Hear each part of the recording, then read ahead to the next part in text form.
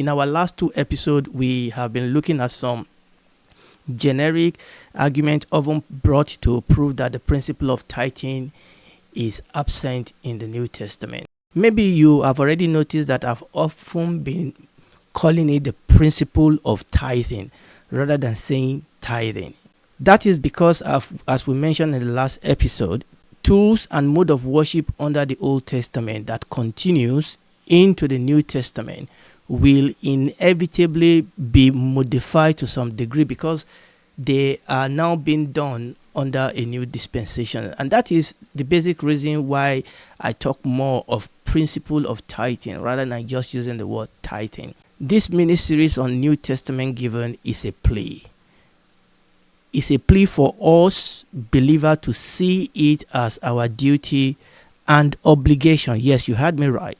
That it is our duty, it is my duty, it is your duty, it is my obligation, it is your obligation to finance the operation of the kingdom of God on earth. This is my plea, for us to see it as our duty and our obligation. And I need to stress that because oftentimes when you mention the word duty and obligation, everybody say, but we are under grace. The truth is that grace is not antithesis to obligation or duty. Grace does not remove the need for duty. Grace does not remove the need for obligation. It's just like somebody said, I love you, you love me. Why do we need to go and, get married? Why do we need a paper? Grace does not remove the need for duty and obligation. And I will be supporting this statement from New Testament scripture as we continue. So what I'm saying is that this series is a plea to me. It's a plea to us as believers to see it as our duty and our obligation to finance the operation of God's kingdom on earth. And this series of teaching is a call. It's a call. It's a plea. And it's a call for us to revive again our commitment to worship God consistently and generously with our money. It is a call. It is a call for us to revive again. I'm repeating that. It's a call to you. It's a call to me for us to revive again our commitment to worship God consistently and generously with our money. That is the reason for this series of teaching. Obviously, it has then become inevitable for me. It has then become necessary for us to talk about tithe. Not because of the sake of tithe, but because tithe, as we have been saying, is an important tool that God has used to finance his kingdom down history. That is why it has become necessary for us to talk about tithe. And I want to establish this very, very clearly, that biblical tithe is actually an illustration, is a picture of consistency and generosity. You remember the call to revive again our commitment to worship God consistently and generously with our money. And one picture in the Bible of consistent generosity towards the kingdom of God with our money in the Bible is the very principle of tithe. I honestly believe that the earlier well-intentioned anti-tithe teaching has been hijacked by a group of popular ministers. I actually believe, I remember, I can understand where this reaction came from. I can understand where this pushback came from,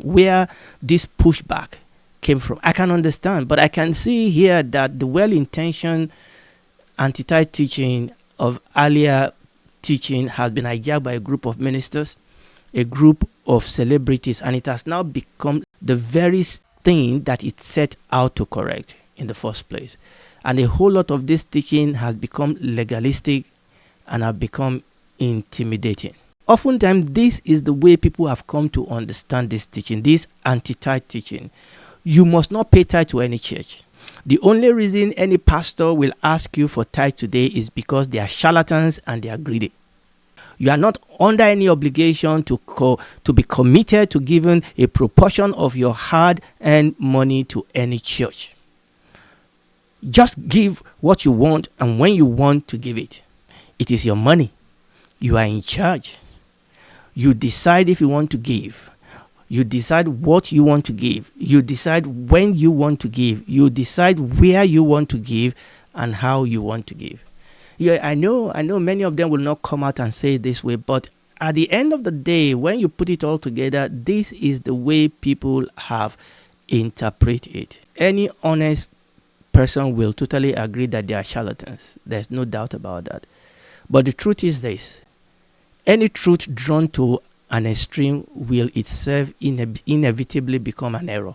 And remember what we have said: we must never throw out the baby with the bath water. So here is my plea again. Here is my plea. If you are a tither, if you are committed to giving a proportion of your income to the work of God on a consistent basis, if the Lord has already granted you the grace to do that, keep on doing this. That is okay. That is scriptural. That is the godly thing to do. And don't allow anybody else to confuse you. Don't allow anybody else to intimidate you. Don't allow anybody else to roughshod all over you.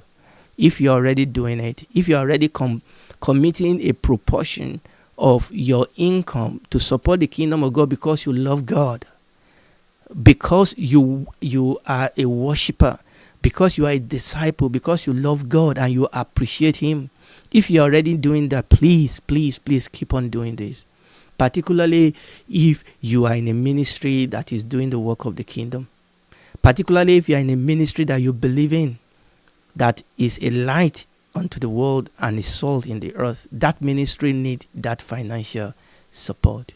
That if you are not committing a proportion of your income to the work of God, if you are one of those people that have been confused, that have been deceived, or if you just didn't know that there is a need to do this, if you are not, and if you have not been committing a proportion of your income to the work of God on a consistent basis, maybe you give here and there what we call free will offering. Maybe you do that, but you've not been consistently committed to a ministry with respect to committing a proportion of your income to the work of God. I will plead with you and I will encourage you to consider doing so. And you know the basis on which I am doing this. I'm doing this on the basis of the word of God. I'm not even doing this on the basis that you are going to get something back. You will, but that's not the basis by which I am pleading with you. The basis by which I'm pleading with you is seek you first the kingdom of God and His righteousness.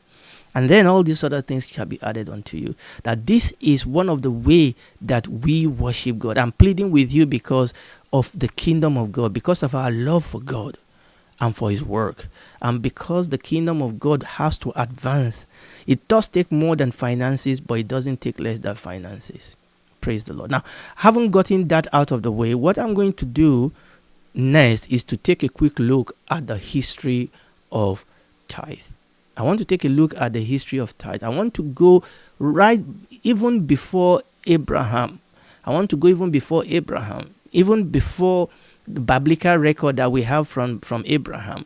I want to go beyond Abraham, and I want to trace very, very quickly. I mean, we're not doing any in-depth study here. I want to trace very, very quickly the history of tithe before Abraham, through Abraham to Moses, all the way down throughout the Old Testament, New Testament, all the way down to our days. That is what we want to do next. So Leviticus chapter 27 verses 30 to 33. 1/10 of the produce of the land, whether grain from the field or fruit from the trees, belongs to the Lord and must be set apart to Him as holy. Now, I want us to see the focus there because I want you to trace this focus throughout what we are going to be doing. The Bible says that must be set apart to Him as holy. These are not given to a man. Now, even though there are men that receive it, even though there is a church that receive it, even though there is a ministry that receive it, but really it's a gift that is being given unto the Lord. 1/10 of the produce of the land, whether grain from the field or fruit from the trees, belongs to the Lord, and must be set apart to Him as holy. Verse 31. If you want to buy back the lost tenth of the grain of fruit, you must pay its value plus 20%. Count off every 10 animal from your herds and flocks and set them apart for the Lord as holy. Verse 33. You may not pick and choose between the good and the bad animal. You may not substitute one for another, but if you do exchange one animal for another, then both the original animal and a substitute will be considered holy and cannot be bought back. Praise the Lord. Obviously, I've read we have read is under the law. So this was one of the many scriptural references under Mosaic law that gave us the principle of tithing under the Old Testament, under Mosaic law. And that is what I have read here. And as I mentioned in episode 4 of this series, tithing predated the Mosaic law. Scholar tells us that tithe was almost universally practiced in the ancient world. Okay, and there are evidences, there are documents that have been seen that actually shows us that many civilizations were acquainted with the principle and actually practiced tithing. Many of these world were pagan world, but that is what we have seen in ancient record. For example, we are told that it was practiced by the Babylonians, the Canaanites, the Phoenicians, the Arabs, the Syrians, the Carthaginians, the Lydians, the Greek, and later the Romans. Obviously, some of those flow into Bible times, isn't it? But that is what I want us to see here, that there are evidences to show that, there are scholarly evidences to show that many civilizations, even predating the record that we have in the scripture, even extra biblical evidences show that many civilizations practice tithing. And also that the money, remember I'm talking about extra biblical civilization now, that the money was used to maintain holy shrines and to support the priest, and oftentimes also to support the king. And that is what they used those money for. Now, why a tithe or tenth should have been so generally chosen and accepted as the number of selection in the cases of tribute, offering, both sacred and secular, voluntary and compulsory, is not clear. Why? Why tenth? Why not 5%? Why not 15%? But all the record shows, all the evidence shows that it was a tithe. It was a tenth. And nobody actually knows why. That has made some people to think that maybe this was something God put in their heart to do. That is possible, but we cannot confirm that by scripture. But the fact is, number one, that this practice has been ancient. Number two, it has been universal. Number three, for whatever reason, all these culture and civilization has decided that it will be 10%. Tithes were connected on one hand religiously with offerings of first fruit, and on the other hand politically with tribute and taxation. So we can see that in both sides, okay, religious and political. Although taxation often took the form of a tenth, sometimes the amount varies. It can be less or it can be more. But interestingly enough, even when it is less than 10% or more than 10%, oftentimes the name tithe was retained from earliest of culture. Tithing has been practiced, and tithe has been both an act of worship and a primitive form of taxation. An act of worship and a primitive form of taxation. So tithe was as much political as it is religious, as much religious as it is political. So now let's go to tithe in the Bible. Okay, so we have looked at tithe from ancient times. So let's go to tithe in the Bible. But now we want to look at tithe in the Bible before Mosaic law. So we want to look at tithe in the Bible in the pre-Mosaic period. Okay, before we finish tonight, I want us to look at that. Tithing in the pre-Mosaic period. The first time that tithe is mentioned in the scripture is actually in Genesis chapter 14. You remember the story of Abraham and Melchizedek. Let me give us the background. The background is that Sodom and Gomorrah, you remember Lot has taken off, living very close to Sodom and Gomorrah. The next time we find it was in Sodom and Gomorrah. But so the situation here is that the king of Sodom and Gomorrah decided to rebel against Chedorlaomer, the king of Elam. And then the king of Elam came and attacked the city. Not just the city, it attacked various cities and various nations and various countries around that area. He attacked them and he took all the goods and all the people, including Sodom and Gomorrah. And one of the people that was taken as captive was Abraham's nephew Lot and his family. And somebody escaped and went to tell Abraham about this. The news got to Abraham. Abraham prepared his own army, went in pursuit of the king of Elam, captured them, overcome them, and he delivered Lot and other people and also recovered the goods. That is the background. So now let's read. Let's read from there as we read now from verse 18. So remember where we are now. Abraham has conquered. He has recovered the people. He has recovered the goods from the hand of this king. From verse 18, Genesis chapter 4 from verse 18. And Melchizedek, notice that, and Melchizedek, king of Salem, brought forth bread and wine, and he was the priest of the Most High God. And he blessed Abram, and said, Blessed be Abram of the Most High God, possessor of heaven and earth. And blessed be the Most High, which has delivered thine enemy into thy hand. And Abram gave him tithes of all. So we have a situation here. We have Melchizedek. Now Melchizedek is the king of Salem. But the reason why Abraham gave him tithe is because he was the priest of the Most High. Remember what we said. See the focus in which direction the giving of tithe flow. So Abraham gave Melchizedek, the Bible says he gave him the tithe of all. And Abraham gave him that tithe because he was the priest of the Most High. Question: how did Abraham know to give 10%? How did Abraham know to give 10% and not some other amount? How did Abraham even know to give anything in the first place? It's not as if he was under any obligation to do it. How did he know to give something in the first place? And how did Abraham know to give 10%? We are not told. But as we have seen, the payment of 10%, particularly to the priest, particularly for religious purpose, was a universal practice in the ancient known world.